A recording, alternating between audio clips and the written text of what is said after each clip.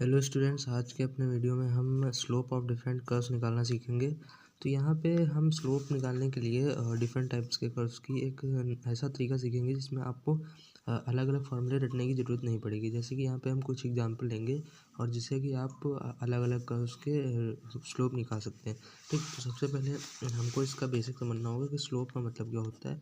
तो स्लोप क्या होता है, किसी भी ग्राफ के लिए जो उसकी वाई एक्सिस में जो चेंज हो रहा है, यानी कि d y by d x जिसे हम कहते हैं, यानी कि change in y axis with respect to x axis, यानी कि जो वाई एक्सिस में जो उसका चेंज हो रहा है उस एक्स के रिस्पेक्ट में कितना हो रहा है, एक्स एक्सिस के रिस्पेक्ट में।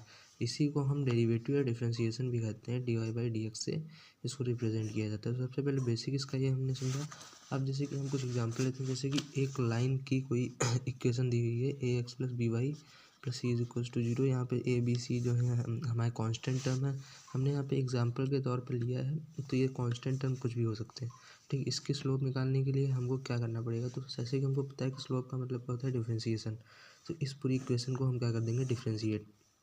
तो यहाँ पे फार्मूला रटने की कोई ज़रूरत नहीं है। और भी यहाँ पे हम जब डिफ्रेंशिएट करेंगे तो यहाँ से फार्मूला भी निकल आएगा जो आप लाइन स्लोप ऑफ लाइन निकालने के लिए रटते हैं। तो इसको क्या करेंगे, हम डिफ्रेंशिएट करेंगे बोथ साइड। तो जीरो का डिफ्रेंशिएशन जीरो ही होगा, और इधर हम जब डिफ्रेंशिएट करेंगे तो ए कांस्टेंट है तो d y d x of x plus b constant है d y by d x और प्लस सी कांस्टेंट है। तो कांस्टेंट का हमको पता है डिफ्रेंशिएशन जीरो हो जाता है। तो एक्स का डिफ्रेंशिएशन हो जाएगा one d y plus b, यहाँ पे ए हो जाएगा, b d y by d x, इसका differentiation zero is equals to zero.